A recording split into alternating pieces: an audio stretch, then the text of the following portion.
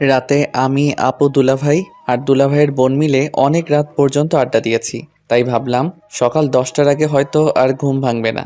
মনে সুখে ঘুমিয়ে পড়লাম। ও মা, সকাল 6টা বাজতে না বাজতেই আমার ফোনে একের পর এক রিং বেজে চলেছে। সকাল সকাল মনটা একদম খারাপ করে দিল। যাই হোক, নাম্বার না দেখে ফোন রিসিভ করলাম। বাট আমি হ্যালো বলার আগেই ওপাশ থেকে বকাঝকা শুরু করে দিয়েছে। আমি বিছানায় থেকে হুড়মুড় করে উঠে বসলাম। কণ্ঠটা চেনা চেনা লাগলো, তাই ফোনের স্ক্রিনের দিকে তাকিয়ে দেখি কুত্তি নামে সেভ করা। তার মানে আমার বেস্ট ফ্রেন্ড জান্নাত ফোন দিয়েছে। কি হয়েছে বল? এভাবে বলছিস কেন? আমি তোর বাসার নিচে দাঁড়িয়ে আছি, তাড়াতাড়ি বের হ। পারবো না রে দোস্ত, আম্মু ডাকতেছে, বাসায় অনেক কাজ।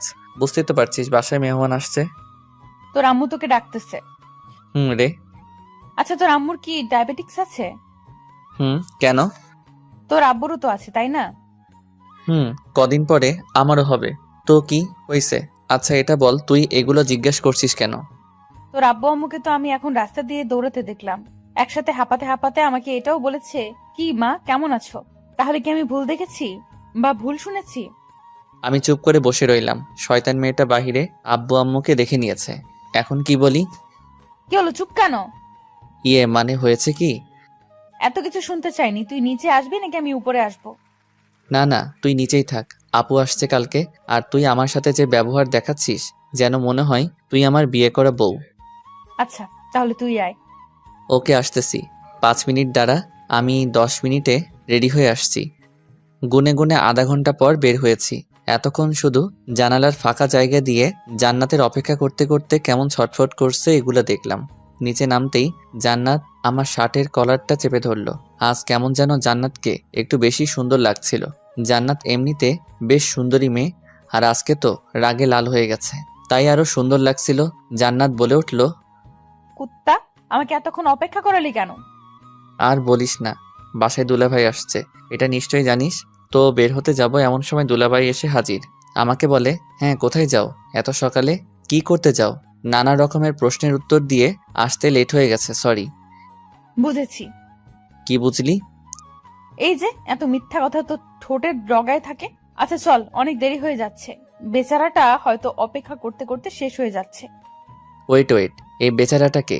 ও বুঝেছি, আজকে আবার নতুন কারোর সাথে দেখা করতে যাচ্ছিস? হুম, বুঝে গেছিস তাহলে। বুঝবো না আবার? আটা ময়দা তো কম মাখিসনি। চুপ শয়তান, মূর্খামি করবি না। এগুলো হলো মেকআপ, কোনো আটা ময়দা না। হুম, জানি। আচ্ছা এটা যেন তোর কত নাম্বার রিলেশন? 16 নাম্বার। হুম।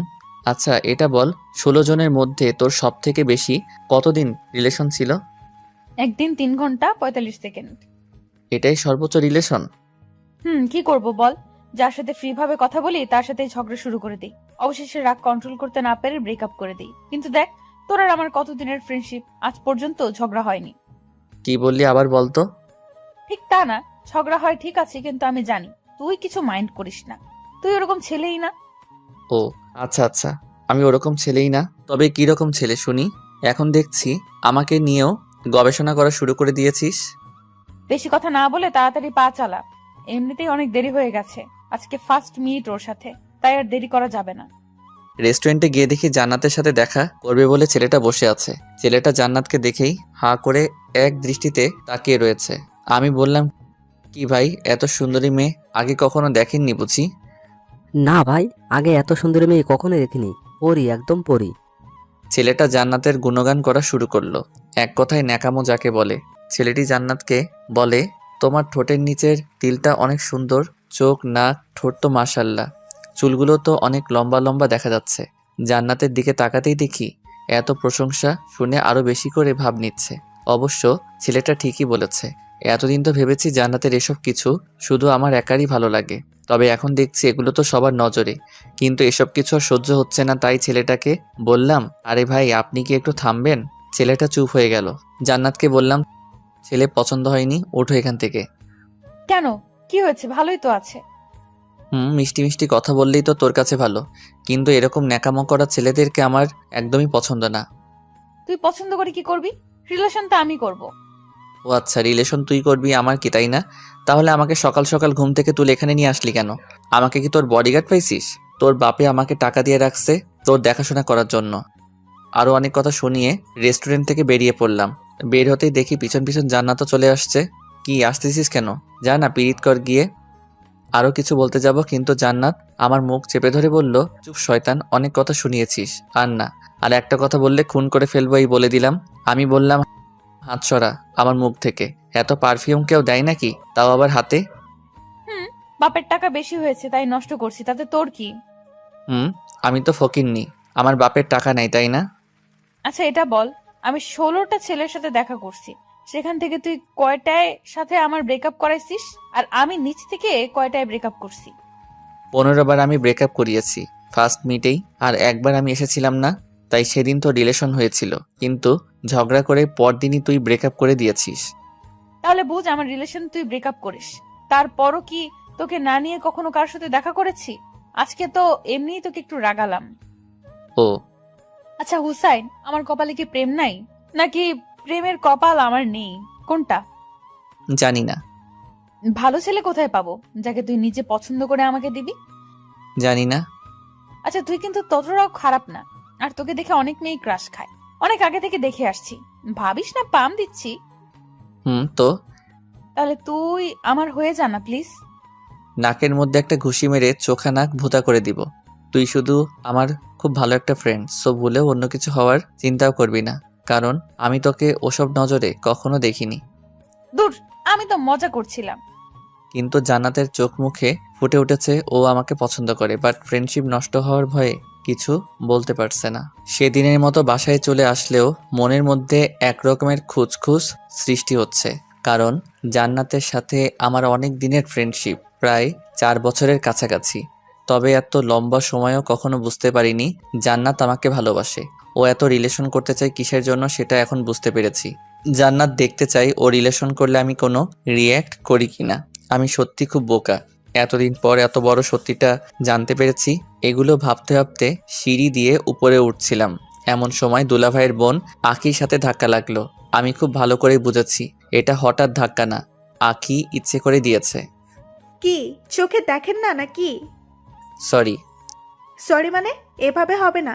আপনি বলেন আমার ভুল হয়েছে, প্লিজ মাফ করে দেন। ওকে মাফ করে দিয়েছি, এবার যেতে দাও। উফ, আমি কিভাবে ক্ষমা চাইতে হয় সেটা বলছি। আমি আর কিছু না বলেই রুমে এসে দরজা লক করে দিলাম। কিছুক্ষণ পর সিগারেট খেতে ছাদে গেলাম, গিয়ে সিগারেট জ্বালিয়ে খেতে লাগলাম। এমন সময় ছাদে আখির উপস্থিতি টের পেলাম। পিছন ফিরে দেখি সত্যি আখি দাঁড়িয়ে আছে। আপনি সিগারেট খান? কেন, চোখে দেখেন না? খাবেন নাকি? খাবো, কিন্তু কোথাও পাই না, তাই খেতেও পারি না। আর যখন হাতের কাছে পাইছি তখন আর ছাড়ছি না। ওকে আসো, খেয়ে নাও। আখির হাতে সিগারেট ধরিয়ে দিলাম। আখির হাত রীতিমতো কাঁপতে শুরু করে দিয়েছে। হইছে হইছে, আর খেতে হবে না, বুঝে গেছি তুমি কত পারবে। এই বলে আখির হাত থেকে সিগারেটটা নিয়ে আমি খেতে লাগলাম, আর ওর দিকে তাকিয়ে হাসতে থাকলাম। রাগে আখির চোখ মুখ লাল হয়ে গেছে। হঠাৎ করেই আমার হাত থেকে সিগারেট মুখে নিয়ে জোরে একটা টান মারলো আখি। এরপর কি আর বলবো, 80 বছরের বুড়ার মতো কাশতে শুরু করলো। কাশতে কাশতে শ্বাস নিতেও পারছে না। আমাকে বলে, আপনি এগুলো খান কেমন করে? শয়তান, আগুন দেখে ভয় পায় আর আগুন মুখে নিয়েছো, তাহলে তো এরকম হবেই তাই না? কি? আমাকে শয়তান বললেন? আমি কখন তোমাকে শয়তান বললাম? আপনার কথাই বুঝে নিয়েছি। ও তাই বুঝি। আমি আজকেই ভাইয়াকে বলে দেব আপনি সিগারেট খান। তোমার ভাই আমার সাথে বসে সিগারেট খায়, ওকে? আর তুমি যে একটু আগে সিগারেট টানছিলে, ওইটা আমি ভিডিও করে রেখেছি। এমনকি তুমি শুরু থেকে শেষ পর্যন্ত যা কিছু বলেছো বা করেছো সব ভিডিও করা শেষ। তখন আখি নিজেরই মাথার চুল টানতে টানতে নিচে চলে যায়। আমি আবার মনের সুখে সিগারেট টানতে থাকলাম। এমন সময় কুতিটার ফোন, সরি জান্নাতের ফোন। 8-9 বার ফোন দেওয়ার পর রিসিভ করলাম। হ্যালো, কি হয়েছে বল? এমন ভাবে কথা বলছিস কেন? ওকে বাবা, সরি, এবার বলেন। ফোন ধরতে লেট করলি কেন? বাথরুমে ছিলাম তাই। একটা অসাধারণ মিথ্যা কথা বললাম। ও, তোর বাসার ছাদেও বুঝি বাথরুম আছে? মনে তো হয় নেই। তাহলে কি ছাদের এক কর্নারে বসে পড়েছিলি? ফালতু ফালতু কথা রাখ। আমি বাসার ছাদে, এটা তোকে কে বলেছে? সেদিনের মতো আজকেও কি বাসার সামনে এসে হাজির হইছিস? আমার বইয়ে গেছে তোর বাসার সামনে গিয়ে তোকে চেক করতে যেতে দিব। তোকে ফোনে না পেয়ে আন্টিকে ফোন করেছি, আন্টি বললো তুই নাকি ছাদে হাওয়া খাচ্ছিস। হাওয়াই তো খাচ্ছি, তবে কোন হাওয়া খাচ্ছি সেটা তো আর আম্মু জানে না। আচ্ছা তুই কি বলবি যেন? আচ্ছা হুসাইন, মেয়েরা কোন কালারের শাড়ি পরলে তোর ভালো লাগে? অবশ্যই নীল। তবে তুই এগুলো শুনে কি করবি? কিছু না, তাহলে তোর নীল শাড়ি পছন্দ। খুব পছন্দ। আচ্ছা, আজকে বিকালবেলা ফোন দিলে লেকের পাড়ে চলে আসিস একটু। ফ্রি থাকলে আসবো। তোর আবার কি কাজ? আসতে বসে আসবি, বেশি বকবক করবি না। ওকে। নিচে চলে আসলাম। আমার রুমে কেমন যেন রুমটা অগোছালো হয়ে আছে। অনেক দিন হলো রুমটাকেও পরিষ্কার করিনি। আর আমি তাই আখিকে ডাক দিয়ে বললাম, আমি বাহিরে যাচ্ছি, আমার রুমটা সুন্দর করে গুছিয়ে রেখো, আমি এসে দেখব। বাহ, আপনার সাহস আছে বলতে হবে। আমার রুম আম্মুকে দিয়ে গুছাই আর আপনি আমাকে বলছেন? তাছাড়া আমি এই বাসার মেহমান, সো আমাকে এইসব বলে লাভ নেই। আমি গেলাম। ও কাজ করবে না তাহলে? না, করব না তো। তো আমি সিগারেট খাওয়ার ভিডিওটা সবাইকে দেখিয়ে আসি। প্লিজ না না, এরকম করবেন না। ভাইয়া আমাকে একদম মেরে ফেলবে। তাহলে চুপচাপ আমি যে কাজগুলো দিয়েছি ওগুলো করতে থাকো। অসহায় অবশ একটা মেয়ে পেয়ে এইরকম অত্যাচার। চুপ, তুমি অবুঝ। তাড়াতাড়ি কাজ শেষ করো, আমি একটু পরেই আসছি। আমি চলেই যাচ্ছিলাম, এমন সময় আঁকি গুনগুন করে বলতে থাকলো। এই জন্য ছেলেদের বিশ্বাস করতে নেই। আমি ওর কথায় কান না দিয়ে বাইরে চলে আসলাম ফ্রেন্ডের সাথে আড্ডা দিতে। তবে আমার সব ফ্রেন্ড কিছুদিন হলো সবাই খারাপ নেশায় আসক্ত হয়ে গেছে। কেউ প্রেমে ব্যর্থ হয়ে, আবার কেউ কেউ শখের বশে খেতে গিয়ে নেশায় আসক্ত হয়ে গেছে। মানুষ মাত্রই অভ্যাসের দাস। আপনি কিছুদিন একটা কাজ করবেন, হোক সেটা ভালো কিংবা খারাপ, সেটার প্রতি আপনি একটু হলেও আসক্ত হয়ে পড়বেন। ফ্রেন্ডের সাথে আড্ডা দিচ্ছি, এমন সময় জান্নাতের ফোন রিসিভ করতেই, কই রে তুই?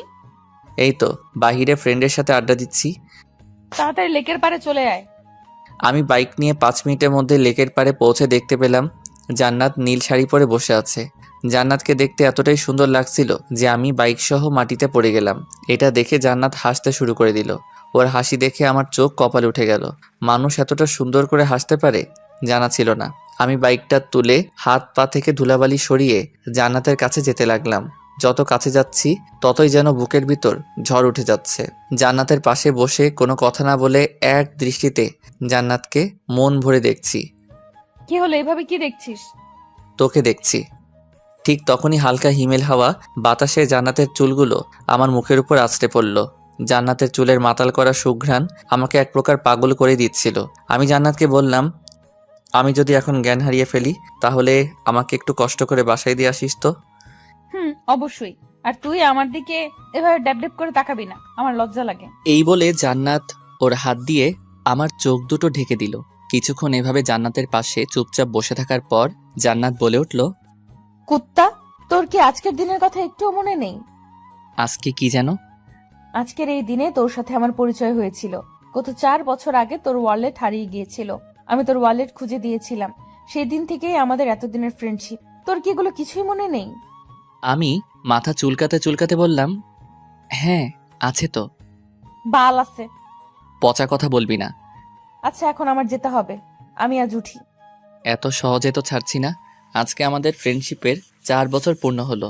এজন্য তোকে আজ রেস্টুরেন্ট নিয়ে খাওয়াবো, যত পারিস, পুরোটাই আমার ট্রিট। তাই? তাই এবার চল তো। না রে, আমার আজ সময় নেই। তোকে একটা চিরকুট দিব, এটা বাসায় গিয়ে খুলবি।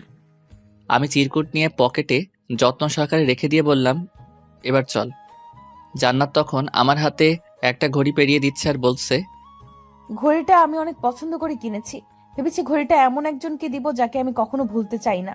তাকে ঘড়িটা দিলে সে একটু হলেও আমার কথা মনে রাখবে। আমি চুপচাপ জান্নাতের দিকে তাকিয়ে তাকিয়ে দেখছি কি সুন্দর ঠোঁট নাড়িয়ে কথা বলে। আমি বললাম, তোর জন্য তো কিছু আনতে পারিনি। তুই যেখানে এসেছিস সেটাই অনেক। তাই? আচ্ছা প্লিজ রেস্টুরেন্টে চল না। আমার বাসায় যেতে হবে, আমি গেলাম। এই বলে জান্নাত উঠে চলে যেতে লাগলো। আমি সেখানেই মন খারাপ করে চুপচাপ বসে রইলাম। কিছুক্ষণ পর আমার কাঁধে কে যেন হাত রেখেছে অনুভব করলাম। পিছন ফিরে দেখি জান্নাত। তুই তুই এখানে কি করিস? তোর তো বাসায় থাকার কথা। বাবা, এত রাগ? এতটাই রাগ, বাট আফসোস এই রাগ ভাঙানোর মানুষটা পেলাম না। কেন, আমি আছি কি করতে? আমার রাগ উঠার কারণটাই তো তুই। ও আচ্ছা, আগে জানতাম না, এখন বুঝিয়ে দিলি। ওকে, আমি সত্যি সত্যি চলে যাচ্ছি। জান্নাত আবারও চলে যাচ্ছিল। আমি জান্নাতের হাত ধরে হ্যাচকা টান দিয়ে আমার পাশে বসিয়ে জান্নাতের গালে ঠাস ঠাস করে 2টা থাপ্পড় দিলাম। তুই আমাকে মারলি কেন? আমি জান্নাতের প্রশ্নের উত্তর না দিয়ে চুপচাপ সেখান থেকে বাইক নিয়ে চলে যাচ্ছিলাম। এমন সময় জান্নাত বাইকের পিছনে উঠে বসলো। খুব ক্ষুধা লেগেছে, রেস্টুরেন্টে নিয়ে চল, খাবো। আমি মুচকি হেসে বললাম, গুড গার্ল। তুই আর কথা বলবি না, তুই আজকে আমাকে মারছিস, সো চুপচাপ গাড়ি চালা। আচ্ছা সরি। সরি মানে কি? হ্যাঁ, এই বলে আমার পিঠে ইচ্ছে মতো কিল ঘুষি মারতে লাগলো। একটু ব্যথা লাগেনি, কারণ নরম হাতের ঘুষিগুলাও নরমই লাগছে। জান্নাতকে নিয়ে রেস্টুরেন্টে গেলাম। জান্নাত রেস্টুরেন্টে গিয়েই একের পর এক অর্ডার করতে থাকে। এরপর আস্তে আস্তে খাওয়া শুরু করলো। আমি এখনো খাওয়াই শুরু করিনি, এর মধ্যে ওর অর্ধেক খাওয়া শেষ। আমাকে বলে কি না আমি নাকি আস্তে আস্তে খাচ্ছি। কিছুক্ষণ পর আমার অনেক দিনের পুরনো এক ফ্রেন্ড ওর বউকে নিয়ে রেস্টুরেন্টে প্রবেশ করলো। এখন ওরা দেশের বাইরে থেকে কবে আসছে জানি না, তবে আমাকে দেখেই আমার দিকে ছুটে আসলো আর বলল, কিরে, কেমন আছিস? ও আমার কথা মনে আছে তাহলে? কাজের অনেক চাপ, তাই তেমন একটা খোঁজ খবর নিতে পারি না। ভালো। আচ্ছা দোস্ত, ভাবি কিন্তু অনেক কিউট। ভাবি মানে? তখন জান্নাত লজ্জায় মাথা নিচু করে ফেললো। আমি কিছু বলতে যাব এমন সময়, এই যে শুনেন, হুসাইন কিন্তু অনেক ভালো একটা ছেলে, কখনো কারোর সাথে রিলেশন করেনি। আমরা যখন একসাথে লেখাপড়া করেছি তখন হুসাইনকে অনেক মেয়ে অফার দিয়েছে, তবে ও কখনো এসব রিলেশনে যায়নি। তাই বলছি, এমন কোনো কাজ করবে না যাতে ও মনে কষ্ট পায়। জান্নাতকে উদ্দেশ্য করে বলল। জান্নাত মাথা নেড়ে হ্যাঁ বলল। আমি তো পুরো অবাক হয়ে গেলাম। আমার ফ্রেন্ডের সামনে এমন ভাব নিচ্ছে যেন সত্যি সত্যি ও আমার বিয়ে করা বউ। আচ্ছা থাক, পরে দেখা হবে, আজ একটু কাজে এসেছিলাম এখানে। আর জান্নাত, আপনাকে নীল শাড়িতে অনেক সুন্দর দেখাচ্ছে। ধন্যবাদ ভাইয়া। আমি ফ্রেন্ডকে বললাম, হয়েছে হয়েছে, আর চোখ লাগাতে হবে না। তখন ফ্রেন্ড ওর বউকে নিয়ে হাসতে হাসতে চলে গেল। আমি জান্নাতকে বললাম, এটা কি হলো? তুই ওকে বললি না কেন তুই আমার জাস্ট ফ্রেন্ড? বারে, আমি বলতে যাব কেন? আমার তো শুনতে ভালোই লাগছিল। তার মানে তোর আমার বউ হওয়ার ইচ্ছে আছে? হুম, খুব ইচ্ছে। কি বললি আবার বল। হুম, তোর বউ হওয়ার ইচ্ছে আছে বললাম, তাই কি করবি, মারবি? ওকে মার। আর আমি যে তোকে চিরকুট দিয়েছি ওটা পড়লেই বুঝতে পারবি। ভালো, তুই খুব সুন্দর করে ফান করতে পারিস। তখন জান্নাত চুপ করে রইল আর আমার দিকে মায়াবী দৃষ্টিতে তাকিয়ে বলল, তোর এগুলো ফান মনে হচ্ছে? তাছাড়া কি। তখন জান্নাত আমাকে চমকে দিয়ে রেস্টুরেন্টের ভিতরেই চিৎকার চেঁচামেচি করে আমাকে বকাঝকা করতে শুরু করে দিল। এমনকি টেবিলে থাকা প্লেট গ্লাসগুলো দেয়ালে ছুঁড়ে ছুঁড়ে ভাঙতে শুরু করে দিল। অবস্থা খারাপ বুঝে জান্নাতকে কোনোভাবে রেস্টুরেন্ট থেকে বের করে রেস্টুরেন্টের মালিককে জিনিসপত্র নষ্ট করায় জরিমানা আমাকে দিতে হয়েছে। এরপর জান্নাতকে বাসায় নামিয়ে দিয়ে আসলাম। রাস্তায়ও কোনো কথা বলেনি, আমিও কথা বলার আগ্রহ দেখাইনি। জান্নাতকে নামিয়ে দিয়ে বাইক নিয়ে বাসায় ফিরছি। আমাদের বাসার সামনে রাস্তার মোড়ে দুইটা ছেলে একটা মেয়েকে নানা রকমভাবে ইফটিজিং করছে। দূর থেকে ভালোভাবে বুঝতে পারছি না মেয়েটাকে, তাই বাইক নিয়ে কাছে দেখেই যা দেখলাম তাতে আমার মনে হচ্ছিল রাগে হয়তো এখন আমার মাথা ফেটে রক্ত বের হবে। দেখলাম দুইটা ছেলে আমার বাসার মেহমান আকিকে ইফটিজিং করছে। আকির গলার ওড়না ওই দুই ছেলের হাতে। দুই ছেলে আকিকে দেখছে আর জিহ্বা নাড়িয়ে তাদের ঠোঁট ভেজাচ্ছে। ওদের চোখে মুখে শয়তানের চাপ ভেসে উঠেছে। আমার এতটাই রাগ উঠেছিল যে প্রথমে বাইক থেকে আগে হকি স্টিকটা বের করলাম। হকি স্টিকটা বের করে ওই দুই ছেলেকে ইচ্ছে মতো মারতে লাগলাম। হঠাৎ দেখি আশেপাশে অনেক লোকের ভিড় জমে গেছে। রাস্তার মাঝে ওদের রক্তের বন্যা বয়ে যাচ্ছে। প্রায় আধমরা করে ফেলছি। সেদিন আর কিছু করলাম না। আখিকে নিয়ে বাসায় আসলাম। বাসার সামনে এসে বাইক থেকে নেমে দেখি আখির চোখে পানি। আমি এটা আগে খেয়াল করিনি। তখন আমি নিজ হাতে আখির চোখের পানি মুছে দিয়ে বললাম, দূর পাগলি, এই সামান্য বিষয় নিয়ে কেউ বাচ্চাদের মতো কান্না করে নাকি? এই কথা বলার সাথে সাথে আবারও কান্না জুড়ে দিল। এখন আমরা বাসার সামনে, তুমি যে এত কান্না করছো কেউ দেখলে বলবে আমি তোমাকে মেরেছি। প্লিজ কান্নাটা থামাও, কিছুই তো হয়নি, আমি তো আছি তাই না? হুম। চোখের পানি মুছে ফেলো। আপনি মুছে দেন। কি আর করার। আমি সবকিছু ঠিকঠাক করে আখিকে নিয়ে বাসায় ঢুকলাম। বাসায় ঢুকতে আপুর সাথে দেখা। কই গিয়েছিলি হুসাইন? এই তো একটু বাহিরেই। ও আচ্ছা, শোন, এখন আর বাহিরে যাওয়ার দরকার নেই। কেন, কি হয়েছে?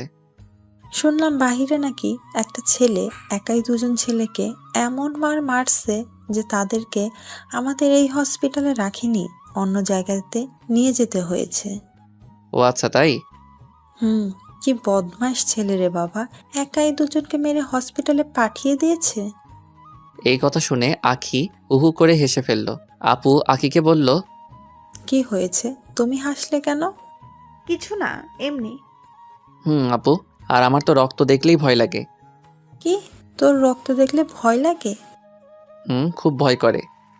শয়তান, তুই তো প্রাইমারি স্কুলে পড়াকালীন অনেকেরই নাক ফাটিয়েছিস, আর বড় হয়ে কি কি করেছিস সেগুলো আর বললাম না, আঁখি আছে এখানে তাই। ভালো। আর তোমার কাছে এগুলো কে শুনতে চেয়েছে? এই বলে আমি রুমে চলে আসলাম। তবে আজ আমার রুম আমার নিজের কাছে অচেনা অচেনা লাগতেছে। কারণ আখিকে রুম গোছাতে বলেছিলাম, জানি গোছাবে, কিন্তু এত সুন্দর করে গোছাবে কে জানে। এত সুন্দর রুম দেখে বিছানায় ধপাস করে শুয়ে পড়লাম। ক্লান্ত থাকার কারণে বিছানাতে শুতেই ঘুমিয়ে পড়লাম। সন্ধ্যার আগ মুহূর্তে সূর্য যখন লাল রং আকার ধারণ করে, তখন আমার ছাদে গিয়ে সিগারেট খেতে খুব ভালো লাগে। ও আর হ্যাঁ, আরেক সময় আছে যে সময়টা আমি ছাদে বসে বসে পার করে দেই অনেকটা সময়। সেটা হলো পূর্ণিমার রাতে চাঁদের সৌন্দর্য দেখতে দেখতে সিগারেট খেয়ে পার করে দিই অনেকটা সময়। প্রতিদিনের মতো আজ সন্ধ্যায় ছাদে যাব। তবে ঘুম থেকে উঠে সিগারেটের প্যাকটা খুঁজে পাচ্ছি না। রুম গুছিয়ে আঁকি সিগারেটগুলো কই যে রাখছে কে জানে। আমার অনেক রাগ আর অনেক সাহসী মানসিকতাও আছে। তবে আমার কোনো জিনিস কেউ না বলে নিলে, সেটা আর ফেরত আনতে না পারলে, বা কোনো জিনিস অনেক খোঁজাখুঁজি করার পরও যদি না পাই, তাহলে রাগে এক প্রকার কান্না করে দেই। তো অনেক খোঁজাখুঁজির পর আমার বিছানার পাশের টেবিলে কেমন যেন অনেকগুলো জিনিস একসাথে প্যাক করে রাখা। প্যাকিংটা খুলতে আমার 5 মিনিট লাগছে। ওইটার ভিতরে দেখতে পেলাম সিগারেট রাখা। উফ, তখন আমার মনে আনন্দের অনুভূতি সৃষ্টি হলো। আমি দ্রুত গতিতে সিগারেট খুঁজতে লাগলাম। তবে 7-8টা প্যাক ছিল, কোনোটাতেও একটা সিগারেটও পেলাম না। সব খালি করে রেখে দিয়েছে বদমাইশটা। প্যাকটার কাছে একটা চিরকুট পেলাম, যেটাতে লেখা, সিগারেট এমন এক জিনিস যার গায়ে তার বদনাম লেখা থাকে, তাই এগুলো খাওয়া ছেড়ে দিন। জানি এত সহজে ছাড়বেন না, তাই সিগারেটগুলো ফেলে দিয়ে খালি প্যাক রেখে দিয়েছি। উফ, এখন কেমনটা লাগে আখিকে পরে দেখে নিব। বিছানার নিচে আলাদাভাবে সিগারেট থাকে, সেখান থেকে সিগারেট নিয়ে ছাদে চলে আসলাম। ছাদে গিয়ে সিগারেট খেতে খেতে ভাবলাম, অনেকক্ষণ তো হয়ে গেল, এখনো পর্যন্ত জান্নাতের ফোন আসেনি, কি হয়েছে। তাই আমি নিজেই জান্নাতকে ফোন দিলাম। ফোন দিতেই রিসিভ করে ওপাশ থেকে মহিলা কণ্ঠী কেউ একজন বলে উঠল, কাকা চাই? আমি বুঝে ফেললাম এটা জান্নাতের আম্মু, মানে আন্টি ফোন রিসিভ করেছে। তবে জান্নাতের ফোন তো আন্টির কাছে থাকার কথা না। যাই হোক, আন্টিকে বললাম, আমি হুসাইন, জান্নাত কোথায়? ওহ বাবা, তুমি? হুম। জান্নাত কোথা থেকে যেন এসে রাগের মাথায় আমার ঘুমের ওষুধ খেয়ে ঘুমিয়ে পড়েছে, এখনো পর্যন্ত ওঠার নামই নেই। মানে কি, ও ওইসব খেয়েছে কেন? সেটা জানার জন্যই তো তোমাকে ফোন দিব ভেবেছি।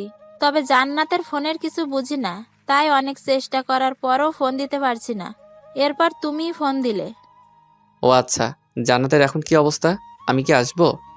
না থাক, 2টা ঘুমের ওষুধ খেয়েছে, সমস্যা নেই, একটু পরেই ঘুম ভেঙে যাবে, তুমি চিন্তা করো না। আচ্ছা আন্টি, ওর ঘুম ভাঙলে আমাকে ফোন দিতে বলবেন। ওকে। ফোন রেখে ভাবতে লাগলাম, জান্নাত হয়তো আমাকে অনেক দিন থেকেই ভালোবাসতো, তবে কখনো বলেনি। তাই আমি আমাদের ফ্রেন্ডশিপ শেষ করে দিব, মানে জান্নাতের সাথে রিলেশনে যাব। সিগারেট শেষ করে নিচে চলে আসলাম। রাতে খাবার খেয়ে বিছানায় শুয়ে শুয়ে ফেসবুক চালাচ্ছি। এমন সময় আমার দরজায় কে যেন নক করলো। আমি বললাম, দরজা খোলা আছে, ভিতরে আসতে পারেন। দরজা খুলে আখি রুমে প্রবেশ করলো। আখির হাত দুটো পিছনে, আমার সামনে এসে বলল, আচ্ছা, আপনাকে কিছু কথা বলবো, আপনার কি শোনার মতো টাইম হবে? অবশ্যই, আপনি বলেন।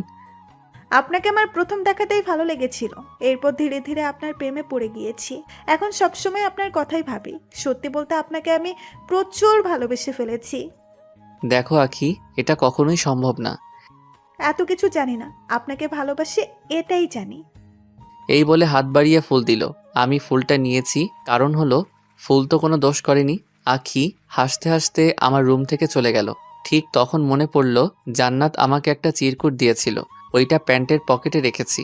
পকেট থেকে চিরকুটটা বের করে পড়তে শুরু করলাম। চিরকুটটা ছিল এমন, দেখ হুসাইন, আমি তোকে অনেকদিন থেকেই ভালোবাসি। যদিও তোর কাছে এটা শুধুমাত্র ফ্রেন্ডশিপ, তবে আমার কাছে না। কারণ আমি তোকে ভালোবাসি, আর ভালোবাসি বলেই তোকে দেখিয়ে রিলেশন করতে চেয়েছি, যাতে তুই আমার প্রতি একটু সিরিয়াস হবি, এটা ভেবে। তোকে ভালোবাসি এটা অনেকদিন থেকেই বুকের মধ্যে চেপে রেখেছি, তবে আর পারছি না। বিশ্বাস কর, তোকে 1 মিনিটের জন্য আমার ভাবনা থেকে সরাতে পারি না। খুব ভালোবাসি রে তোকে, আর তোকে না পেলে আমি কি করব নিজেও জানি না। আরও অনেক কিছু লেখা ছিল। এখন আমি তো পড়ে গেলাম বিপদে। 2 নৌকার এক মাঝি কখনো হয় না, হতো যদি আমি প্লে বয় হতাম। বাট আমি অমন না, কি করব কিছু বুঝতে পারছি না, মাথায় কাজ করছে না। অনেকটা সময় চলে গেল, এখনো পর্যন্ত জান্নাতের কোনো ফোন পেলাম না। এখন রাত 4টা বাজে, আর ভালো লাগছে না, তাই বাইক নিয়ে বেরিয়ে পড়লাম জান্নাতের বাসার উদ্দেশ্যে। 10 মিনিটে পৌঁছেও গেলাম। জান্নাতের বাসার সামনে দাঁড়িয়ে জান্নাতকে ফোন করতে থাকলাম। 10-12 বার ফোন দেওয়ার পর জান্নাত ফোন রিসিভ করলো। কি হয়েছে বলেন? আমার কিছু হয়নি, কিন্তু তোর কি হয়েছে? তুই নাকি ঘুমের ওষুধ খাইছিস। তো আপনার কি? আমার কি মানে? আর তুই আমাকে আপনি করে বলছিস কেন? তাহলে কি বলবো? আচ্ছা দেখেন, আমার আপনার সাথে কথা বলতে ভালো লাগছে না, সো বাই। ভালোভাবে কথা বলছি, ভালো লাগে না? নিচে নাম, কথা আছে। পারবো না। এই বলে ফোন রেখে দিল। হঠাৎ জান্নাতের এতটা চেঞ্জ আমার কেমন যেন সহ্য হচ্ছিল না, তাই ওদের বাসার ভিতরে গেলাম। দরজা নক করতেই আন্টি দরজা খুলে দিল। বাবা তুমি আসো, ভিতরে আসো। আমি ভিতরে প্রবেশ করলাম। আচ্ছা হুসাইন, জান্নাত কাউকে কি ভালোবাসে বা প্রেমে ব্যর্থ হয়েছে? তুমি তো ওর বিষয়ে সব জানো। আরে না, তেমন কিছু না। জানোই তো, মেয়েটা আমার অনেক জেদি।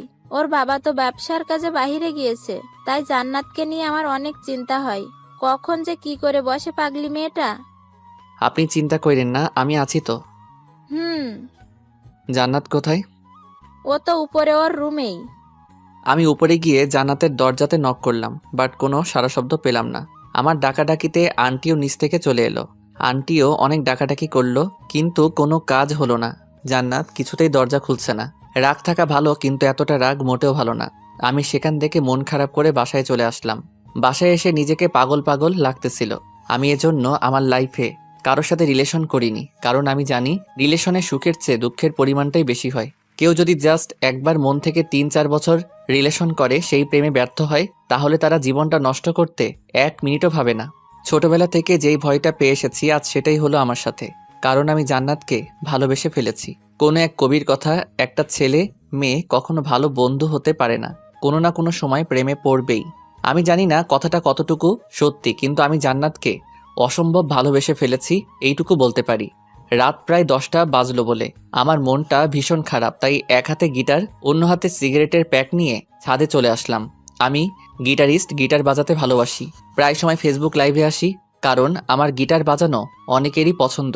এই গিটার বাজিয়ে ফেসবুকে কত মেয়ের প্রপোজ পেয়েছি হিসাব নেই। কিন্তু সত্যি বলতে ভালোবাসায় বিশ্বাস না করা আমি আজকারও ভালোবাসার অভাবে ভুগছি। যাই হোক, আজকে আর লাইভে গেলাম না। আমাদের ছাদ থেকে চাঁদটা খুব সুন্দর দেখা যায়, তাই গিটার বাজিয়ে সিগারেট খাচ্ছি। এমন সময় ছাদে আঁখি আসলো, তখন মাথাটা পুরো গরম হয়ে গেল। এমনিতেই মন ভালো না, এখন এসে ন্যাকামো করবে, বলবে সিগারেট খেও না, এই কইরো না ওই কইরো না, বিরক্তিকর। মেহমান বলে কিছু বলতেও পারি না, দাঁত কামড়ে রাগটা আটকে রাখি। আঁখি এসে ঠিক আমার সামনে বসলো, চাঁদটা ঢেকে দিয়ে, সামনে থেকে সরে বসো, চাঁদ দেখতে দাও। চাঁদ দেখতে হবে না, এখন থেকে আমিই তোমার চাঁদ। তখন আঁখি আবারও বলল, আমি থাকতে তোমার কোনো চিন্তাই নেই। তুমি একবার পড়ো, 1000 বার পড়ো, আমি তোমাকে তুলে নেব। এখন আপনারাই বলেন, এরকম ন্যাকামো কি সহ্য করা যায়? এমনিতেই অনেক ডিপ্রেশনের মাঝে আছি। যদি এতই ভালোবাসতে তাহলে পড়তেই দিতে না। হয়েছে হয়েছে, ন্যাকামো রাখো আর আমার সামনে থেকে সরে বসো। না শুনলে কি করবে? কি করব শুনবা? বলো। তোমাকে ছাদ থেকে ধাক্কা দিয়ে নিচে ফেলে দিব। কি বিশ্বাস হয় না? এই বলে আমি চেয়ারে একটু নড়ে চড়ে বসলাম। আঁখি ভয় পেয়ে হুড়মুড় করে সেখান থেকে উঠে অন্য জায়গাতে চলে গেল। আঁখি দূর থেকে বলল, আপনি এমন কেন? কেমন? খুব পচা আপনি, শুধু শুধু ভয় দেখালেন। শুধু শুধু না কাছে আসলেই বুঝবা, শুধু শুধু নাকি সত্যি সত্যি। আঁখি আর কিছু না বলে নিচে চলে গেল। বেচারিটা হয়তো অনেক ভয় পেয়েছে। আঁখি চলে যাওয়ার পর আবারও সেই ডিপ্রেশন মোডে চলে গেলাম, তাই নিচে রুমে চলে আসলাম। কিন্তু কিছু ভালো লাগছে না। আমার এক ফ্রেন্ড বলেছিল ও নাকি কি যেন এক নেশা করে, যেটা একবার খেলে নাকি অনেক সময়ের জন্য সব কষ্ট ভুলে থাকা যায়। জীবনের প্রথমবার নেশার জগতে পা রাখতেছি। সেই ফ্রেন্ডকে ফোন দিয়ে বুঝিয়ে বললাম, ওগুলা আছে?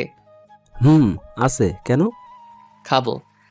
ওকে ব্রাদার, চলে আয়। আম্মুর হাজারটা বারণ থাকা সত্ত্বেও বাইক নিয়ে বেরিয়ে পড়লাম। কারো কথা শুনলাম না। আম্মু অনেক বলল, এত রাতে বাইক নিয়ে বের হইস না বাবা, বিপদ হতে পারে। আমি আম্মুকে জড়িয়ে ধরে বললাম, কিছু হবে না, তোমার দোয়া আমার সাথে আছে তো, তাই না? এই বলে বাইক নিয়ে বেরিয়ে পড়লাম। রাস্তায় তেমন একটা গাড়ি নেই। 2-1 মিনিট পর পর মালবাহী ট্রাক যাচ্ছে, তাই বাইকের স্পিড 100-র নিচে আসতেই দেইনি। হঠাৎ করে কেমন যেন মাথা ঘুরে গেল, চোখে অন্ধকার দেখলাম। তাই বাইকের কন্ট্রোল হারিয়ে এক মালবাহী ট্রাকের নিচে চলে গেলাম। তারপর আমাকে সেখানে থাকা লোকগুলো হসপিটালে নিয়ে গিয়েছে। আমার অবস্থা খুব খারাপ, শরীর থেকে প্রচুর রক্তক্ষরণ হয়েছে। আমার বাসার লোকজনকে ফোন করে ডাকা হলো, সবাই কান্নায় ভেঙে পড়ল। বাবা মায়ের একমাত্র ছেলে, বুঝতেই তো পারছেন। হসপিটাল থেকে আমায় মৃত ঘোষণা করার পর আমাকে মর্গে পাঠিয়ে দেওয়া হয়। এগুলো কিন্তু সুস্থ হওয়ার পরে জানতে পেরেছি। আমাকে মর্গে রাখা হলো। সেদিন হসপিটালে কোনো এক অকেশন চলছিল, মানে অনুষ্ঠান, তাই আমার পোস্টমর্টেম সেদিন করা হয়নি, কাল করবে বলে জানিয়েছে। হঠাৎ করে আমার জ্ঞান ফিরে, তখন আমি মর্গে লাশ রাখার রুমেই। ডাক্তারের ভুলের কারণে আমাকে মৃত ঘোষণা করা হয়েছে। তাছাড়া সায়েন্সে এমনও ব্যাখ্যা আছে যে রোগীর রেসপন্স দুর্বল থাকার কারণে ডাক্তারদের বুঝতে সমস্যা হয়। আমার সাথে হয়তো সেটাই হয়েছে। যাই হোক, জ্ঞান ফিরে পাবার পরে আমি বুঝতেই পারছি না আমি কোথায় আছি। সাধারণত মর্গে অনেক ঠান্ডা, ফ্রিজের মতো, যাতে লাশ পচে গলে না যায়। আমার খুব ঠান্ডা লাগছে, কারণ আমার শরীরে পাতলা সাদা চাদরের মতো কাপড়টা ছাড়া আর কিছু নেই। আমি অন্ধকারে দরজা খুঁজে ধাক্কালাম, কাজ হলো না, বাহিরে থেকে লক করা। আর সেদিন হসপিটালে অকেশন থাকার ফলে গার্ডরা সব ওখানেই, কিন্তু আমি ঠান্ডায় একদম জমে যাচ্ছি। রুমটা পুরো অন্ধকার, কিছু দেখতে পাচ্ছি না। এই রুমে অনেক লাশ রাখা আছে। আমি তাদের শরীরের চাদরের মতো কাপড়গুলো একসাথে করে আমার গায়ে জড়িয়ে নিলাম। তবে আমি তখনও বুঝিনি এটা কিসের কাপড়, হাতের কাছে যা পেয়েছি তাই কুড়িয়ে নিয়েছি। তখনও আমার মাথায় জান্নাতের কথা ঘুরপাক খাচ্ছে, আর ভাবছি কখন যে সকাল হবে। এরকম আর বেশিক্ষণ থাকলে এবার সত্যি সত্যি মরে যাব। এবার সত্যি সত্যি মরে যাব। মর্গে অসহায়ের মতো ঠান্ডায় কাঁপতে কাঁপতে আবারও জ্ঞান হারিয়ে ফেললাম। সকালের আগেই জ্ঞান ফিরে পেলাম। মর্গের উপরে ছোট জানালা দিয়ে দিনের আলো দেখা যাচ্ছে। আলো দেখে আমার দেহে যেন প্রাণ ফিরে পেলাম। কিছুক্ষণ পর মর্গের এক গার্ড এসে দরজাটা খুলতেই আমি উঠে দাঁড়িয়ে তার দিকে ছুটে যাই। এটা দেখে সেই গার্ডটা ভয় পেয়ে দরজাটা আবারও লাগিয়ে দিয়ে দৌড়ে চলে যায়। ভয় পাওয়ারই কথা, কারণ মর্গে কখনো জীবন্ত মানুষ থাকে না। সো সেই গার্ডটা হসপিটালের ডাক্তার সহ আরও কিছু মানুষ নিয়ে এসে দরজাটা খুলতেই আমি আবারও দৌড়ে তাদের দিকে ছুটে গেলাম। সারা রাত অনেক ঠান্ডার মধ্যে ছিলাম, তাই গলা দিয়ে কোনো শব্দ বের হচ্ছিল না। এক ডাক্তার সবকিছু বুঝতে পেরে আমাকে তাড়াতাড়ি করে ইমার্জেন্সিতে নিয়ে গেল। সব ট্রিটমেন্ট শেষ করে আমাকে হসপিটালের এক রুমে রাখা হলো কিছুদিনের জন্য। ডাক্তার বলেছে এখানে কিছুদিন থাকলে পুরোপুরি সুস্থ হয়ে উঠবে। আব্বু ডাক্তারদের নামে পুলিশ কেস করতে চাইলে, থাক না, আমার ছেলেকে ফিরে পেয়েছি, এটাই অনেক। আমি আর কিছু চাই না। তখন ডাক্তার এসে আমাদের কাছে ক্ষমা চাইতেই আম্মু তাদের বলল, ক্ষমা চাইতে হবে না। আমার ছেলের মতো অন্য কারো ছেলের সাথে এমনটা করবেন না আর কোনোদিনও। এই আম্মু আবারও কান্নাতে ভেঙে পড়ল। আমি আম্মুকে জড়িয়ে ধরে বললাম, সব কিছু তো ঠিক হয়ে গেছে, তাহলে এখন কেন কান্না করছো? হসপিটালে সেদিন আমার আত্মীয় স্বজন সবাই ছিল, কিন্তু আমার চোখ দুটো শুধু জান্নাতকেই খুঁজে বেড়াচ্ছিল। কিন্তু সেদিন এক নজর জান্নাতকে দেখার জন্য পাগলের মতো এদিক ওদিক তাকাতাকি করতে থাকি, কিন্তু জান্নাতকে কোথাও দেখতে পেলাম না। তখন সবার সামনে হেসে দিয়েছিলাম। হাসিটা কষ্টের ছিল, এটা আর কেউ না বুঝতে পারলেও আমার পাশে বসে থাকা আখি বুঝে নিয়েছিল। সব ঠিক হয়ে যাবে। সব তো ঠিকই আছে। না, সব ঠিক নেই। আচ্ছা, কি ঠিক নেই? খুব ভালো করেই বুঝতে পেরেছি, আপনার চোখ দুটো শুধু জান্নাতকেই খুঁজে চলছে। তোমাকে জান্নাতের ব্যাপারে কে বলছে? আপনার রুম থেকে জান্নাতের দেওয়া চিরকুটটা পড়ে সব বুঝেছি। আপনাদের মাঝে কি হয়েছে আমি জানি না, তবে চিন্তা করবেন না, সব ঠিক হয়ে যাবে। সব ঠিক হলে তুমি কেমন করবে? তুমিও তো আমাকে ভালোবাসো, নাকি সেদিন মিথ্যা বলেছিলে? আমার ভালোবাসা মিথ্যা নয়। আমি জানি জোর করে কারো ভালোবাসা পাওয়া যায় না। আপনার মনে আমার জন্য কোনো জায়গা নেই। আপনি আপনার সবটা দিয়ে জান্নাতকে ভালোবেসে ফেলেছেন, সব বুঝি। তুমি এত কিছু বুঝলে কেমন করে? মেয়েদের অনেক কিছু বোঝার ক্ষমতা থাকে, সে আপনি বুঝবেন না। জি না, মেয়েরা অনেক কিছু বুঝতে পারে কিনা সেটা জানি না, তবে মেয়েদের কোনো কিছু কেউ বুঝতে পারে না। যেমন আমি। জান্নাত কেন এমন করছে কিছুই বুঝতে পারছি না। আপনার ভালোবাসা যদি সত্যি হয়ে থাকে তাহলে অবশ্যই জান্নাত আপনার জীবনে আবার ফিরে আসবে। তাহলে তোমার ভালোবাসার কি হবে? আমার ভালোবাসা না হয় অপূর্ণই থেকে যাবে। সব ভালোবাসার যে পূর্ণতা পেতে হবে এমনটা তো কথা নেই। ভালোবাসার মানুষকে সারা জীবনের জন্য পেতে অনেক বড় কপাল লাগে, আর সেটা হয়তো আমার নেই। এইটুকু বলে আখি চোখের পানি লুকিয়ে মুচকি হেসে রুমের বাহিরে চলে গেল। আখি বাহিরে চলে গেলে আম্মু ভিতরে এসে বলল, বাবা কিছু লাগবে? হুম, কি লাগবে বাবা? একটু বাহিরে যেতে চাই। কেন, কি লাগবে বল, আমি এনে দিচ্ছি। সিগারেট লাগবে, এনে দিতে পারবে? আম্মু জানেই আমি অনেক আগে থেকে সিগারেট খাই, আম্মু কিছুক্ষণ চুপ থেকে বলল, তোর এই অবস্থায় কিভাবে সিগারেট দেই? প্লিজ মা, আর পারতেছি না, একটা খেলে কিছু হবে না। আচ্ছা, দেখছি কি করা যায়। কিছুক্ষণ পর আকিকে দিয়ে একটা প্যাকের ভিতরে একটা সিগারেট আর একটা ম্যাচ পাঠিয়ে দিয়েছে। এসব দেখে আকি বলে উঠল, আপনার তুলনা হয় না। আপনার আম্মুর সাথে আপনি এতটা ফ্রি আগে জানতাম না। আমি আস্তে আস্তে উঠে ওয়াশরুমে গিয়ে সিগারেট খেয়ে আসলাম। এইভাবে 2 দিন চলে গেল। ডাক্তার এসে বলল, হোসাইন ঠিক হয়ে গিয়েছে, তবে কিছু ঔষধ লিখে দিচ্ছি, ওগুলো ঠিক মতো কিছুদিন খেলে পুরোপুরি সুস্থ হয়ে উঠবে। আচ্ছা, আমার ছেলেকে বাসায় নিয়ে যেতে পারবো কবে? কাল সকালে, তবে আজ বিকেলেও নিয়ে যেতে পারেন, সমস্যা নেই। কখন বাসায় যেতে চাও বাবা? এখনই যাব। এখন যেতে পারবে না। আচ্ছা, তাহলে আমরা বিকেলের দিকে বাসায় যাব। আমি মাথা নেড়ে হ্যাঁ বললাম। বিকেলের দিকে আমাকে বাসায় নিয়ে আসা হলো। সন্ধ্যার দিকে জান্নাতের কথা খুব মনে পড়ছিল। শরীরটাও তেমনভাবে ঠিক হয়নি। আমি সকল রাগ অভিমান ভুলে পায়ে হেঁটে জান্নাতের বাসার উদ্দেশ্যে বেরিয়ে পড়লাম। জান্নাতের বাসার সামনে যেতেই দেখতে পেলাম জান্নাতের রুমের লাইট অফ, কিন্তু এখন জান্নাতের রুমের লাইট অফ থাকার কথা না। আমি দরজাতে নক করার সাথে সাথে আন্টি দরজা খুলে দিল। তুমি অসুস্থ, তো এত কষ্ট করে এখানে আসার কি দরকার ছিল? হসপিটালে আমাকে সবাই দেখতে এসেছিল, আপনিও ছিলেন, কিন্তু জান্নাত আসেনি কেন? ওর কি কোনো সমস্যা হয়েছে? আন্টির মুখের দিকে তাকিয়ে লক্ষ্য করলাম আন্টি কোনো কিছু আমার কাছ থেকে লুকাচ্ছে। না বাবা, তেমন কিছু না। আন্টি আমাকে নিয়ে জান্নাতের রুমে গেল। আন্টি লাইট অন করতে দেখতে পেলাম জান্নাত ঘুমাচ্ছে। তবে এটা সেই আগের জান্নাত না, অনেক শুকিয়ে গিয়েছে। চোখের নিচে কালো কালো ছাপ পড়ে গিয়েছে। আমি জান্নাতের পাশে বসে জান্নাতের মাথায় হাত রাখতেই ওর ঘুম ভেঙে গেল। জান্নাত বিছানায় উঠে বসে আমাকে বলল, কেমন আছিস? ভালো। তবে তোর এই অবস্থা কেন? এমনি, ও কিছু না, বাদ দে। আচ্ছা, তোকে একটা কথা বলার ছিল। বল। 2 দিন পর আমার বিয়ে, সো আমার বিয়েতে তোকে কিন্তু আসতেই হবে। আমার মাথায় যেন আকাশ ভেঙে পড়ল। ডাক্তার বলেছিল আমি যেন কোনো কিছুর চাপ না নেই। আমি নিজেকে সামলে নিয়ে বললাম, এটা কবে ঠিক হলো? কিছুই তো জানলাম না। আমাকে না জানিয়ে বিয়ে ঠিক করে ফেলেছিস। আজ আমি না আসলে হয়তো আমাকে ছাড়াই বিয়েটা করে ফেলতি। আব্বুর ফ্রেন্ডের ছেলের সাথে হুট করে আমার বিয়ে ঠিক করে ফেলেছে, আমি বুঝতেও পারিনি। ও আচ্ছা, সমস্যা নেই। ওকে, আমি অবশ্যই তোর বিয়েতে আসবো। আর কিছু বলতে পারলাম না। কখন যে আমার চোখের কোণে পানি জমে গিয়েছে বুঝতেই পারিনি। তাই সেখানে আর বেশিক্ষণ থাকলাম না। বাসায় চলে আসলাম। রাস্তা দিয়ে হেঁটে হেঁটে আসার সময় আমার চোখ দিয়ে অঝরে পানি ঝরছে। বাসায় এসে নিজেকে সান্ত্বনা দিয়ে ভাবলাম, যদি আমার ভালোবাসা সত্যি হয়ে থাকে তাহলে অবশ্যই জান্নাত আমার কাছে ফিরে আসবে। কিন্তু বারবার মনে হচ্ছে আমি জান্নাতকে হারিয়ে ফেলছি। তবে আমার বিশ্বাস জান্নাত আমার আর আমার কাছেই ফিরে আসবে। দেখতে দেখতে 2 দিন চলে যায়। কাল জান্নাতের বিয়ে। রুমেই শুয়ে আছি, এমন সময় এক ফ্রেন্ডের ফোন আসলো। রিসিভ করতে ফ্রেন্ড বলল, কিরে হোসাইন, কই তুই? কেন, কি হয়েছে? আজ জান্নাতের বিয়ে, জানিস না? জানি তো, কি হয়েছে? তো কি হয়েছে মানে? তুই যাকে নিয়ে স্বপ্ন দেখতি আর আমাদেরকে তোর আর জান্নাতের গল্প শোনাইতি, আজ তার বিয়ে হয়ে যাচ্ছে, অথচ তোর কোনো চিন্তাই নেই। বাদ দে তো, আমার জাস্ট ফ্রেন্ড ছিল। বোকা ভাবিস না, সব জানি। তুই বাসা থেকে বের হ, আমি সব রেডি করে রাখছি। মানে কি রেডি করে রাখছস? জান্নাতকে উঠিয়ে নিয়ে আসবো। না থাকলে।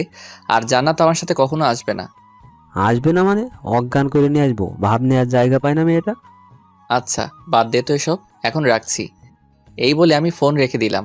এমন সময় আম্মু রুমে আসলো। কি হয়েছে? কই কিছু না তো। তাহলে তোর চোখ বেয়ে পানি পড়ছে কেন? ও খেয়ালই করিনি, হয়তো চোখে কিছু ঢুকেছে। দরজার পাশে দাঁড়িয়ে সব শুনেছি। তুই অনেক বড় হয়ে গেছিস। ছোটবেলায় তো পিঁপড়ের কামড় খেয়ে আমার কাছে এসে কান্না করতি, আর এখন এত বড় মাপের কষ্ট লুকিয়ে আমার সাথে দিব্যি হেসে হেসে কথা বলছিস। তখন আর নিজেকে আটকে রাখতে পারলাম না। আম্মুকে জড়িয়ে ধরে কান্নার সুরে বললাম, মা, জান্নাতকে খুব ভালোবেসে ফেলেছি, হয়তোবা নিজের থেকেও বেশি। তো চিন্তা কিসের? তোর ফ্রেন্ডের সাথে গিয়ে উঠিয়ে নিয়ে আয়, পরে যা হবে আমি বুঝবো। তবে তোর কষ্ট দেখতে রাখছি না।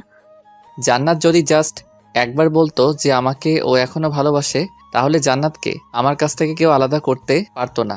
বাট ও তো এখন আমাকে সহ্যই করতে পারে না, তাই যা হবার হবে। সব ভাগ্যের উপর ছেড়ে দিয়েছি। তাহলে এখন কি করবি? কিছু না, ভাগ্যে যদি থাকে তো জান্নাত ফিরে আসবে, আর না থাকলে যাক, বাদ দাও। সে তুই যা ভালো বুঝিস কর, তবে এভাবে মনমরা হয়ে বসে থাকবি না, আমার খারাপ লাগে। ওকে। আম্মু চলে গেলে আবার আকি ভিতরে আসতে চাইলে আমি বললাম, বাহিরে আর কেউ আছে? না। আচ্ছা, এখানে কি ইন্টারভিউ চলছে নাকি যে একের পর এক আসছো? এভাবে বলছেন কেন? আচ্ছা, চলে যাচ্ছি। না, কি বলবে বলে যাও। আজ আমি আমাদের বাসায় চলে যাচ্ছি, তাই বলতে আসছিলাম। এতক্ষণ আপনি আপনার আম্মুর সাথে কথা বললেন, তাই ভেতরে আসিনি। আখির কথা শুনে কিছুক্ষণ চুপচাপ বসে রইলাম। তারপর বললাম, আজকেই কেন যেতে হবে? আসতে তো অনেক দিন হলো। বাসা থেকে আম্মু ফোন দিয়েছিল, বলল বাসায় চলে আসতে। আজ তো যেতে পারবে না। কেন পারবো না? আজ জান্নাতের বিয়ে। তাই কি? তাই কি মানে? আমি কান্না করলে আমাকে সান্ত্বনা কে দিবে শুনি? আপনি বাচ্চাদের মতো কান্না করবেন? হুম। ওকে, তাহলে আপনার কান্না দেখতে আজ না হয় থেকে যাই, কি বলেন? থ্যাঙ্কস। চলে যাচ্ছিলাম, তাই আপনার জন্য একটা সিগারেটের প্যাক কিনে এনেছি। ভাবলাম এটা দিয়ে চলে যাব। কই দাও তাহলে। জি না, আজ তো যাওয়া হচ্ছে না, তাই কাল যাওয়ার সময় দিব। না, এখন এটা দাও, পরে না হয় আরেক প্যাকেট দিয়ে যাবে। ওকে। আকি সিগারেট দিয়ে চলে গেল। দিনটা কষ্টে কোনোভাবে কাটিয়ে নিলাম। জান্নাতকে হয়তো রাত 1টা-2টার দিকে ওদের বাসা থেকে নিয়ে যাবে বিয়ের সব কাজ সম্পন্ন করে। এখন সন্ধ্যা নেমে গিয়েছে।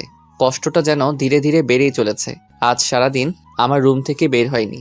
জান্নাতকে শেষ একটি বারের জন্য দেখার জন্য মনটা পাগলের মতো ছটফট করছে। তাই দৌড়ে জান্নাতের বাসার দিকে ছুটে গেলাম। দূর থেকে বিয়ে বাড়ির হইচই শুনতে পেলাম। বুকের বাপাসটা কষ্টে যেন অবশ হয়ে যাচ্ছে। আমি আস্তে আস্তে জান্নাতদের বাসায় ঢুকলাম। বাসায় অনেক লোকজন। পরিচিত কাউকে খুঁজে পাচ্ছি না যে জান্নাতের কথা জিজ্ঞেস করব।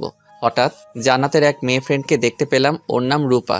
রূপা আমাকে দেখতেই আমার দিকে ছুটে আসলো। হুসাইন ভাইয়া, আপনি এখানে কেন? জান্নাত তো উপরে। জান্নাত উপরে? আচ্ছা, আপনি নাকি মৃত থেকে জীবিত হয়েছেন? কে বলেছে এগুলো? এলাকার সবাই জানে, আমি জানবো না? ও, কিন্তু মৃত মানুষ কখনো জীবিত হয় না। আমার রেসপন্স দুর্বল ছিল, তাই অমনটা হয়েছিল। ও আচ্ছা, এখন বুঝলাম। বাট এই সামান্য কাহিনীকে লোকেরা রচনা করে ফেলেছে। আপনি নাকি কবর থেকে উঠে চলে এসেছেন। আরে এরকম অনেক কিছু বলেছে তারা। ও বাদ দাও। আচ্ছা, আমাকে একটু জান্নাতের কাছে নিয়ে যেতে পারবে? আপনি হলেন জান্নাতের বেস্ট ফ্রেন্ড, আপনাকে আমার নিয়ে যেতে হবে কেন?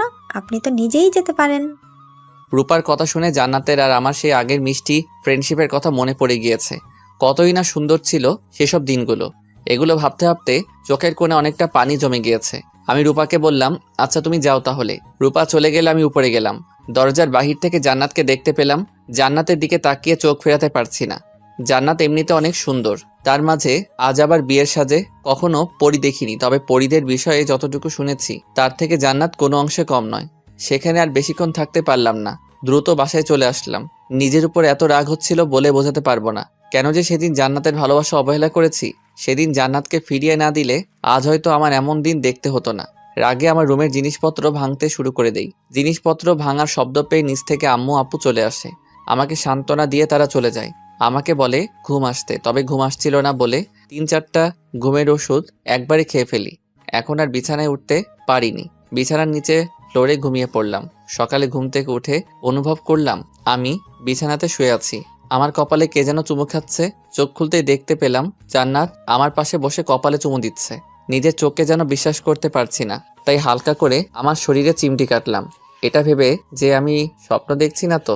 ঘুম থেকে উঠেই চমকে গেলাম। জান্নাতকে আমার পাশে দেখে সত্যি নিজের চোখকে বিশ্বাস করতে পারছি না। আমি জান্নাতকে বললাম, তুই তুই এখানে কি করিস? তোর তো শ্বশুরবাড়ি থাকার কথা।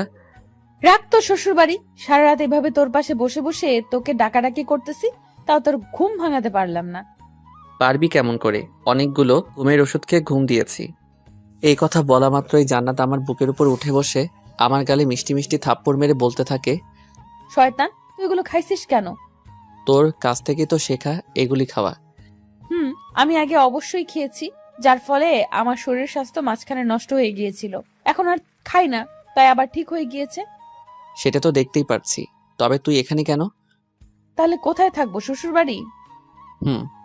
আমার ভালোবাসা এত সস্তা মনে করিস? সস্তা না হলে বিয়ে করতে রাজি হয়েছিলি কেন?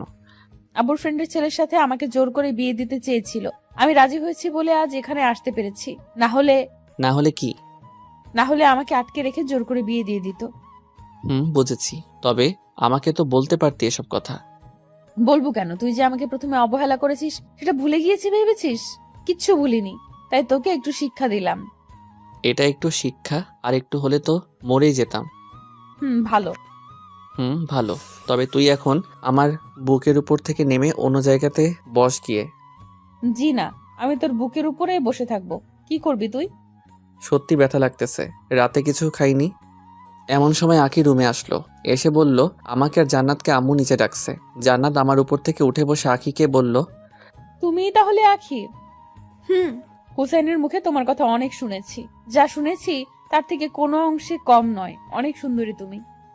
কি যে বলেন আপু, আপনার সৌন্দর্যের মাঝে সকল সৌন্দর্য হার মেনে যাবে। আমি এতটাও সুন্দর না। আমি হুসাইনের কাছ থেকে শুনেছি তুমি নাকি হুসাইনকে লাইক করো। আঁকি চুপ করে রইলে জান্নাত বলল, তোমাকে হুসাইনের থেকে ভালো একটা ছেলে এনে দিব। আর হুসাইন কিন্তু বেশি একটা ভালো না, ওকে আমি খুব ভালোভাবেই চিনি। তবে মন থেকে ভালোবেসে ফেলেছি, কি আর করার, তাই ছুটে চলে আসলাম। ভালোই হয়েছে, আপনাকে ছাড়া উনি অনেক কষ্টে ছিল। আপনি আসাতে ওনার মুখে হাসি ফুটেছে দেখছি। আচ্ছা আমি নিচে গেলাম, আপনারা তাড়াতাড়ি করে নিচে আইসেন। ওকে, যাও, আসছি। আমি আর জান্নাত নিচে গেলাম। জান্নাত আম্মুর পায়ে সালাম করলো। আম্মু জান্নাতকে বলল, তুমি এখানে এসেছো, এটা তোমার বাসায় কি জানে? না, কেউ জানে না। তাহলে তো তাদের ফোন দিয়ে জানাতে হবে, তা না হলে তারা তো চিন্তা থাকবে। না, ফোন দিয়েন না। ফোন দিলে এসে আমাকে নিয়ে যাবে। সমস্যা নেই, এসেছো যখন নিয়ে যেতে পারবে না? আমি জান্নাতকে বললাম, চিন্তা করো কেন, আমি তো আছি, দেখি কেমন করে নিয়ে যাই। খুব ভয় করছে, আব্বু যে রাগী। সমস্যা নেই, আমি ফোন দিচ্ছি। আম্মু জান্নাতের বাসায় ফোন দিয়ে জানায় জান্নাত আমাদের বাসায় তা জানালো। এরপর আম্মু আমাকে বলল, আচ্ছা তোরা তাহলে গল্প কর, আমি আসছি। আমি জান্নাতকে নিয়ে উপরে চলে গেলাম। উপরে এসে জান্নাত আমাকে বলল, তুই রাতে কিছুই খাসনি? খেয়েছি তো।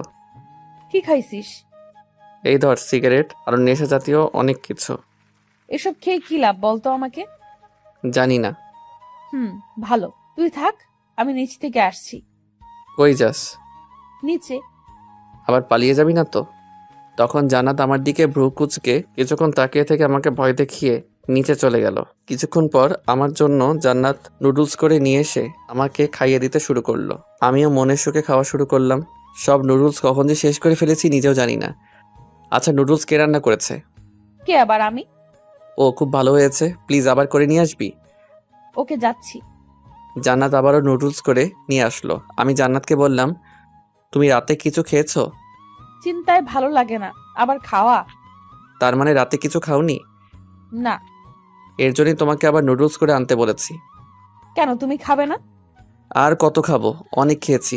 এখন তুমি হাঁ করো, আমি খাইয়ে দিচ্ছি। খাওয়া শেষ করতেই জান্নাত আমার বুকের মধ্যেই টি শার্টে মুখ মুছে বুকেই মাথা রেখে চুপচাপ বসে রইল। আমিও কিছু না বলে পাগড়িটাকে বুকে জড়িয়ে নিলাম। কিছুক্ষণ পর লক্ষ্য করলাম আমার টি শার্ট কেমন যেন ভেজা ভেজা লাগছে।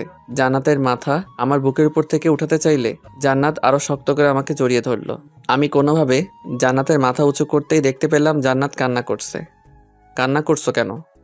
খুব ভয় করছে। কেন? কিছুক্ষণ পর যদি আব্বু এসে আমাকে নিয়ে যায়, যদি তোমাকে হারিয়ে ফেলি, তাহলে সত্যি সত্যি আমি কিন্তু সুইসাইড করবো, এটা জেনে রেখো। কি সব বলছো এগুলা? পাগল হয়ে গেছো নাকি? আর ভাবলে কেমন করে আমার কাছ থেকে তোমাকে কেউ আলাদা করতে পারবে? আসতে দাও তোমার ওই টাকলা বাপটাকে। তখনই নিচ থেকে আম্মু বলল, জান্নাতকে নিয়ে আয়, জান্নাতের বাবা এসেছে। জান্নাত আমাকে জড়িয়ে ধরে বলল, আমি যাব না, তুমি যাও। যাবে না মানে? এখন কিন্তু কোলে উঠিয়ে নিয়ে যাব। ওকে, চলো, আমার বিশ্বাস আছে তোমার উপর। নিচে আসলাম জান্নাতকে নিয়ে, তবে জান্নাত আমার পিছনে মুখ লুকিয়ে লুকিয়ে আসতে থাকলো। নিচে যেতেই দেখি জান্নাতের বাবা সহ আরো অনেকে এসেছে। সাথে কাল যার সাথে জান্নাতের বিয়ে হওয়ার কথা ছিল সেও এসেছে, তাও আবার বিয়ের সাজে। ছেলেটার নাকি জান্নাতকে খুব পছন্দ হয়েছে, তাই কাল থেকে জামাই সেজে ঘুরছে। জান্নাতকে পেলেই নাকি বিয়ে করে ফেলবে, যেখানে পাবে সেখানেই। কি আজব ক্যারেক্টার। যাই হোক, জান্নাতের বাবা তো রাগে আগুন, কারো কথাই তিনি শুনছেন না। ওনার এক কথা জান্নাতকে না নিয়ে এখান থেকে যাবেই না। জান্নাতের বাবা জান্নাতকে বলছে, তুমি যদি আমার সাথে না আসো তাহলে আর কখনো আমার বাসায় তোমার কোনো জায়গা হবে না। এত বড় কথা শুনেও জান্নাতের শরীরের একটা লোমও নড়ল না, মানে কোনো রিয়াক্টই করলো না এই কথা শুনে। এটার মানে একটাই, জান্নাত আমাকে প্রচুর বিশ্বাস করে ফেলছে, তার সাথে আমার উপর অনেক আস্থা রেখেছে। জানি না এই বিশ্বাসের ঠিকঠাক মূল্য দিতে পারবো কিনা, তবে আমি পুরো চেষ্টা করব যাতে জান্নাতের কখনো এটা মনে না হয় যে সে ভুল মানুষকে ভালোবাসে। জান্নাতের বাবা আরও নানা রকম ইমোশনাল কথা বলতে থাকে। একসময় বিরক্ত হয়ে গেলাম, তাই আমি জান্নাতের বাবাকে বললাম, জান্নাতের গর্ভে আমার সন্তান আছে। সত্যিটা জানাতে দেরি করে ফেলেছি, তবে আজ বলতেই হচ্ছে। এখন আপনি নিয়ে যেতে পারেন। জান্নাতের বাবা তবুও জান্নাতকে নিয়ে যেতে চাইলে জান্নাতের সাথে বিয়ে হওয়ার কথা সেই ছেলেটা বলল। জান্নাতকে পছন্দ করেছি, ঠিক আছে, তবে অন্যের সন্তানের বাবা হতে যাব কেন? তবে যাওয়ার আগে আমাকে বুকে জড়িয়ে নিয়ে বলল, বড় ভাই, অনেক বড় ধোঁকা থেকে বাঁচিয়ে দিলে, অনেক অনেক ধন্যবাদ। ছেলেটা চলে গেলে জান্নাতের বাবা জান্নাতকে বলল। হুসাইন এ কথা কি সত্যি? হুম। এরপর জান্নাতের বাবা আর কোনো কথা না বলে আমাদের বাসা থেকে চলে যায়। বাবা চলে যাওয়ার সাথে সাথে জান্নাত আমাকে শক্ত করে জড়িয়ে ধরল। বুঝতে পেরেছি জান্নাত এতক্ষণ অনেক ভয়ে ভয়ে ছিল। আম্মু আব্বু আমাদের বিয়ে আজকেই করিয়ে দিবে, হালকা অনুষ্ঠান করে বড় করে অনুষ্ঠান করবে। কিছুদিন পর জান্নাতের বাবার রাগটা মিটে গেলে এখন শুধু জান্নাতের পক্ষ থেকে জান্নাতের আম্মুই আসবে, আর কেউ না। বিয়েটা অবশেষে করেই ফেললাম। আমার সাথে চোখ রাঙিয়ে কথা বলা সেই জান্নাত বিয়ের পর এখন আমার দিকে তাকাতেই লজ্জায় লাল হয়ে যাচ্ছে। সারাটা দিন অনেক ধকল গিয়েছে, সিগারেট খাওয়ার টাইম পাইনি। বিয়ের কাজ শেষ হওয়ার পর আমি একটু ফ্রি হতে পেরেছি, তাই সুযোগটা মিস করলাম না। সিগারেটের প্যাক নিয়ে দৌড়ে ছাদে চলে গেলাম। পকেট থেকে সিগারেট বের করতে যাব, এমন সময় দেখি ছাদে আমার কিছু আত্মীয় স্বজন সন্ধ্যার হাওয়া খাচ্ছে। তারা আমাকে দেখলেই ডাক দিয়ে নানা রকম প্রশ্ন করবে, কারণ সারাদিন আমাকে খুঁজে পাইনি। তাই শব্দ ছাড়া আবার নিচে চলে আসলাম। এখন সিগারেট খাবো কোথায়, এই নিয়ে পড়ে গেলাম মহা চিন্তায়। নিচে অনেক লোক, তাই ভাবলাম বাসার বাহিরে গিয়ে সিগারেট খেয়ে আসবো। তাই নিচে এসে সবার চোখের আড়ালে আড়ালে গেটের সামনে আসলাম। চোখ বুজে বাহিরের দিকে দৌড় লাগাবো, এমন সময় পিছন থেকে কে যেন আমার হাত টেনে ধরেছে।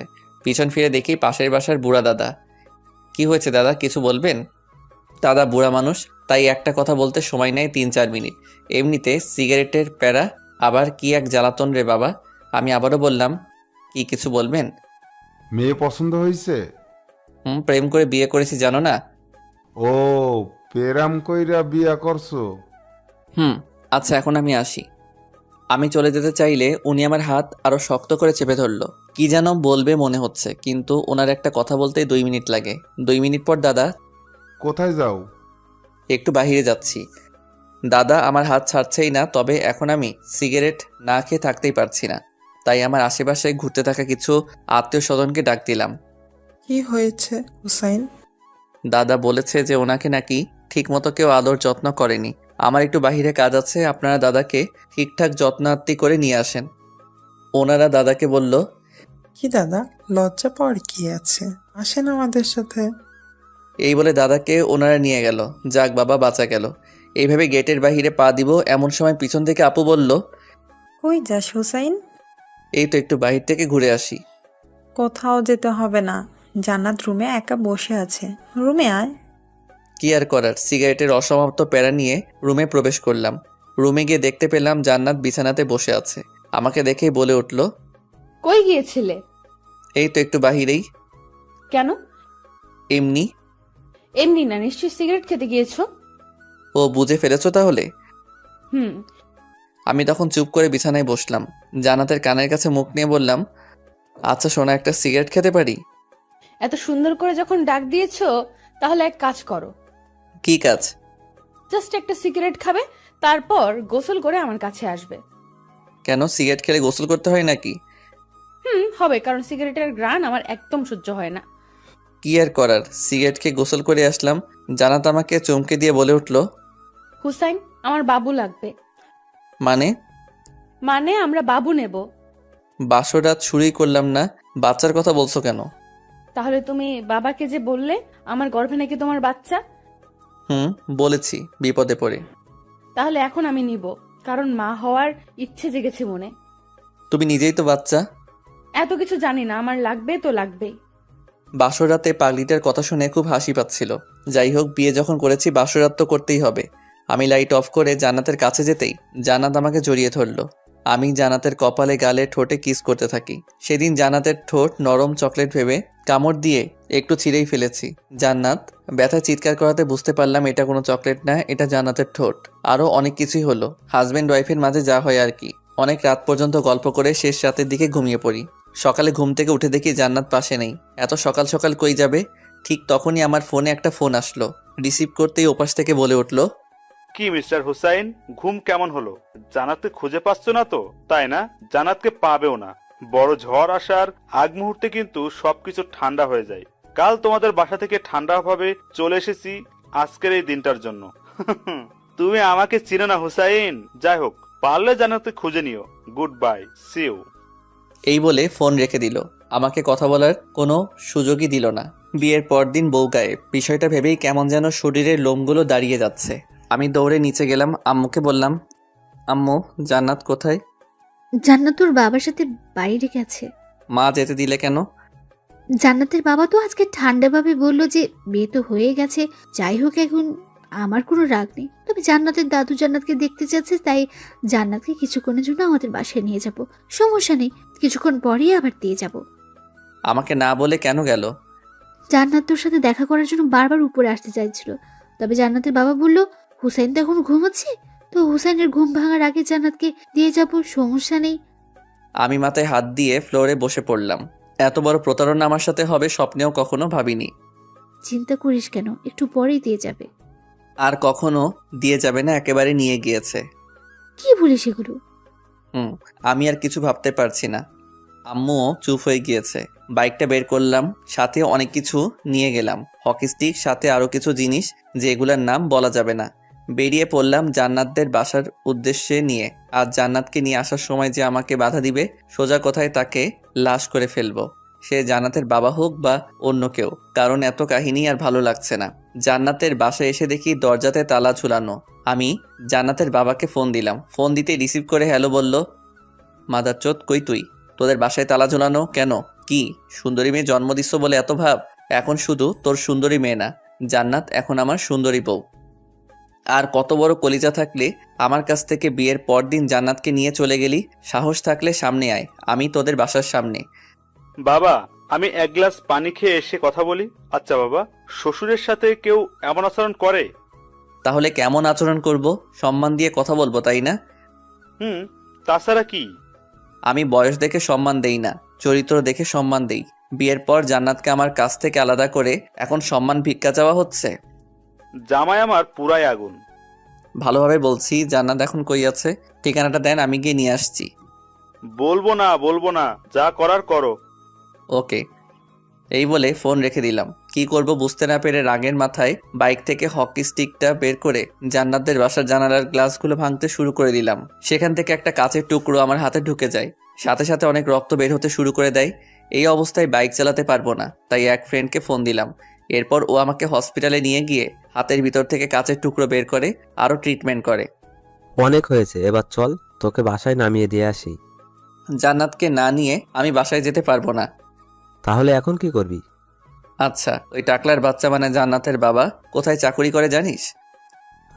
চিনি তো। চল তাহলে ওনার অফিসে গিয়ে খোঁজ নেই, যদি কোনো তথ্য পাওয়া যায়।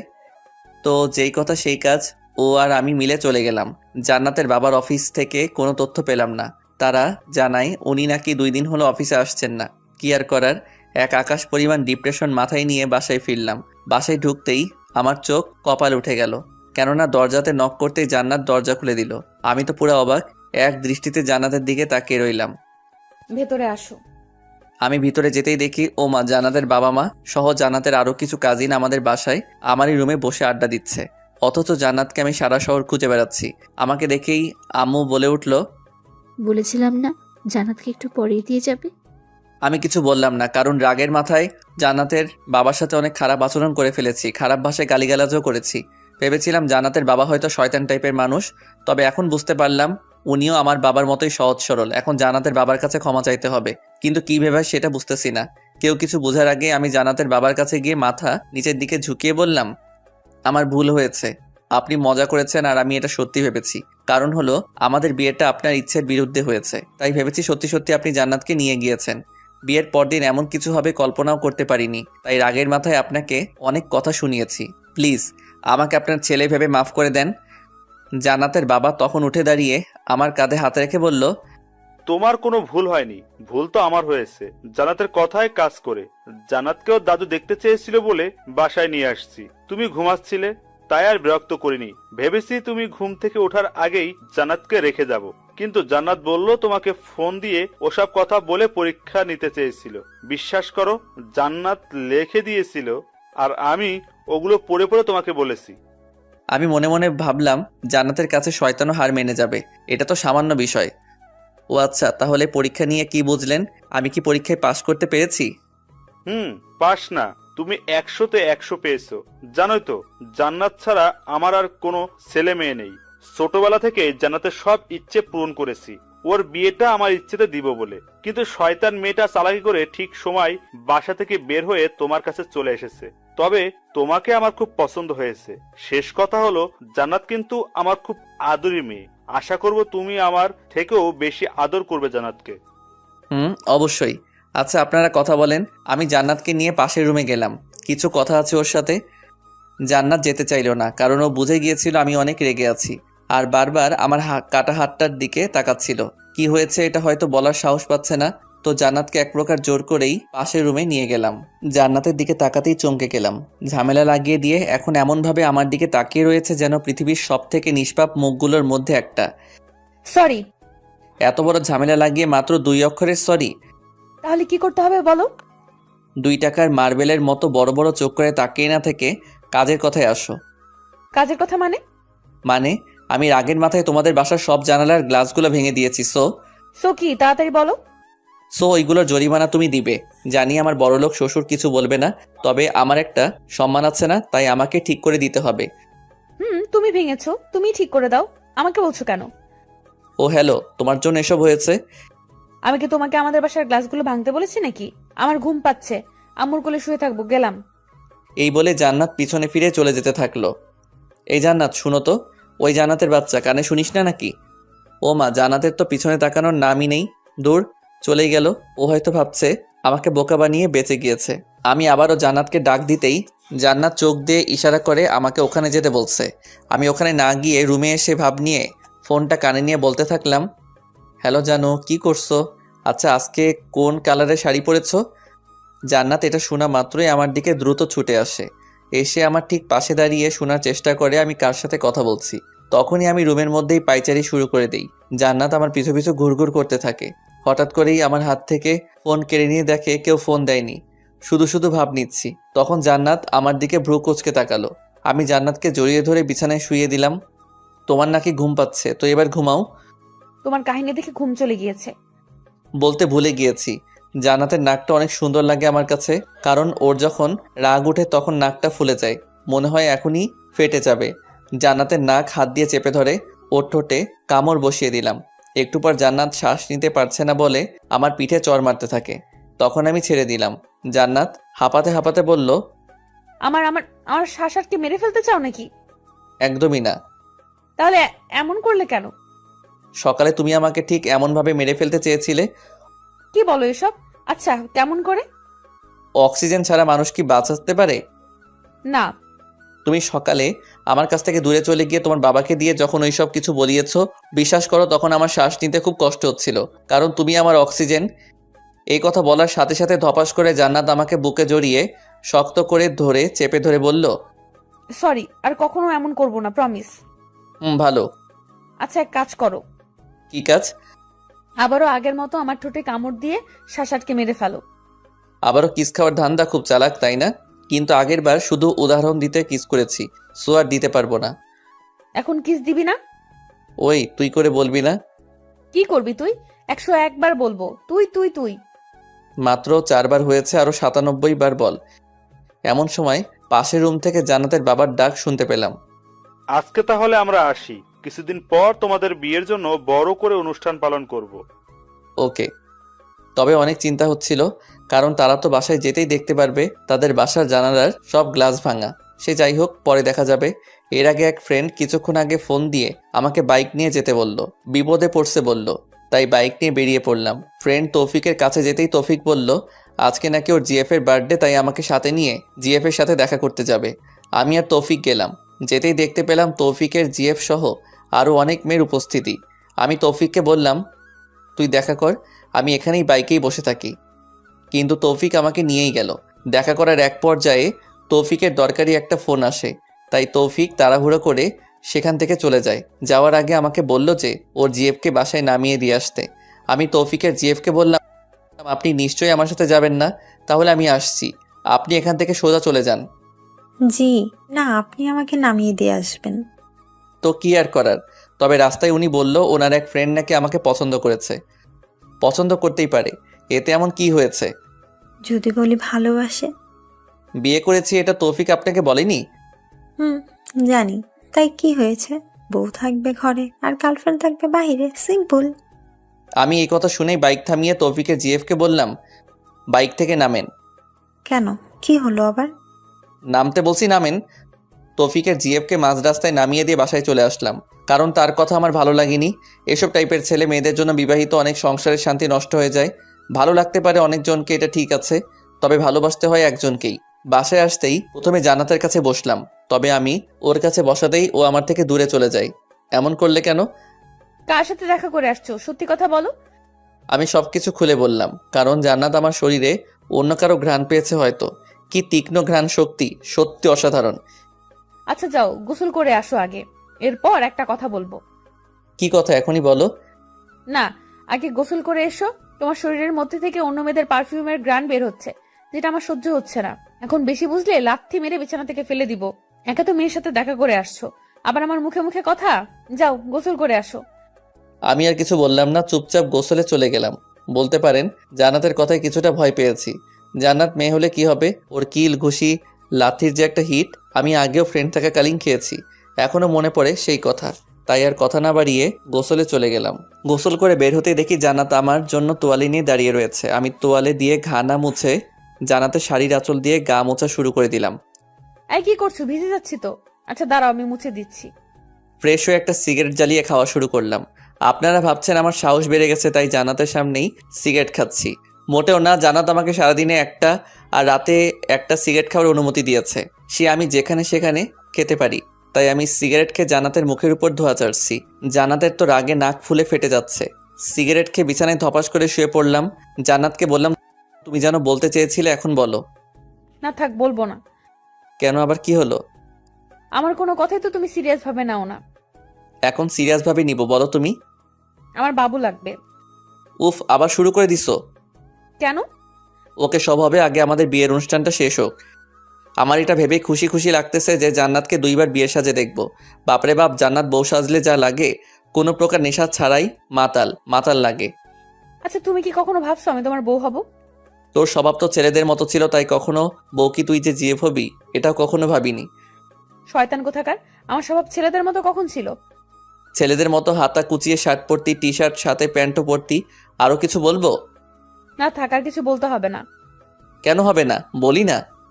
আচ্ছা এখন তো তোর বউ, আর অন্য সব মেয়েদের মতো সবসময় শাড়ি পরি, আর সংসারীও হয়ে গেছি, বুঝিস না? সব ঠিক আছে, তবে আবার সংসারী কবে হলে? আমি নিজেই তো সংসার কি জিনিস বুঝি না। তোর বুঝতেও হবে না। এখন নিচে যে আম্মুর কাজে সাহায্য করো, না হয় আমার সাথে চুপচাপ শুয়ে থাকো, দুষ্টামি করতে পারবা না। আম্মুর কাজ শেষ করেই আসছি, এখন তোমার সাথে ঘুমাবো। জান্নাত আমার পাশে শুয়ে আমার উপরে ওর পা তুলে দিল। আমি কিছু বললাম না, কারণ রাতে তো ওর উপরেই আমি শুয়ে থাকি, ও তো জাস্ট পা তুলে দিছে। আমি ঘুমিয়ে পড়লাম, তবে কিছুক্ষণ পর লক্ষ্য করলাম, ও মা, জান্নাতের পুরা বডি আমার উপরে দিয়ে আমার বুকে মাথা রেখে মজা করে ঘুমাচ্ছে। ভালোই লাগছিল, একটু চিকনা মেয়ে তো, তাই মনে হচ্ছিল না কেউ আমার উপরে আছে। তো দেখতে দেখতে মাঝে কিছুদিন চলে যায়। কাল আমাদের বিয়ের অনুষ্ঠান, কিন্তু এখনো পর্যন্ত জান্নাতকে কোনো শপিং করে দেইনি। জান্নাতও কখনো বলেনি। আমি জান্নাতকে বললাম, চলো তোমাকে শপিং করিয়ে দিয়ে বাসায় দিয়ে আসি, কাল আমি যেয়ে সেখান থেকে তোমাকে নিয়ে আসবো। শপিং করা লাগবে না, আমার অনেক কাপড় আছে। তো কি হয়েছে, চলো তো। জান্নাতকে নিয়ে শপিং করতে গেলাম, তবে জান্নাতের কোনো কাপড় পছন্দ হচ্ছিল না। আমি জান্নাতের জন্য কিছু শপিং করেছি আমার নিজের পছন্দের, কিছু বলতে অনেকগুলা, কারণ যা দেখি সব ভালো লাগে। সব কাপড় এই জান্নাতকে সুন্দর দেখায়।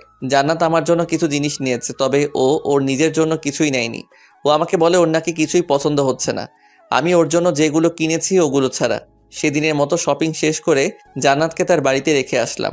রেখে আসার সময় জান্নাত অনেক কান্না করছিল, বলে কিনা আমার সাথে থাকতে থাকতে আমার প্রতি আসক্ত হয়ে গিয়েছে। আমাকে ছাড়া এক রাত থাকা নাকি জান্নাতের কাছে 1 মাসের সমতুল্য। জান্নাতকে অনেক বুঝিয়ে রেখে আসলাম, তবে ওর শর্ত ছিল সারা রাত আমার সাথে ফোনে কথা বলবে। বাসায় এসে ভাবলাম, জীবনে অনেক বিয়ে দেখেছি যারা বিয়ের সময় বউকে প্রাইভেট কারে এমনভাবে নিয়ে আসে যেন কিডন্যাপ করে নিয়ে আসছে, তবে আমার চিন্তাভাবনা অন্যরকম। বউকে নিয়ে আসবো বাইকে করে, বউয়ের থাকবে খোলা চুল, যাতে আমি বাইক চালাতে সময় তার চুল বাসাতে উড়ে উড়ে আমার মুখে হালকা করে আসতে পড়ে। হ্যাঁ, প্রাইভেট কার থাকবে ঠিক আছে, তবে আমার বাইকের পিছনে। জান্নাতদের বাসায় আমি বাইক নিয়ে ঢুকলাম। আমার ফ্যাশন দেখে সেখানে থাকা মেয়েগুলো হা করে তাকিয়ে রইল। আমার পিছন পিছন অনেকগুলো প্রাইভেট কার ঢুকলো, সবগুলো সাদা গাড়ি। আব্বুকে বলেছিলাম গাড়ি যেন সব এক রঙের হয়।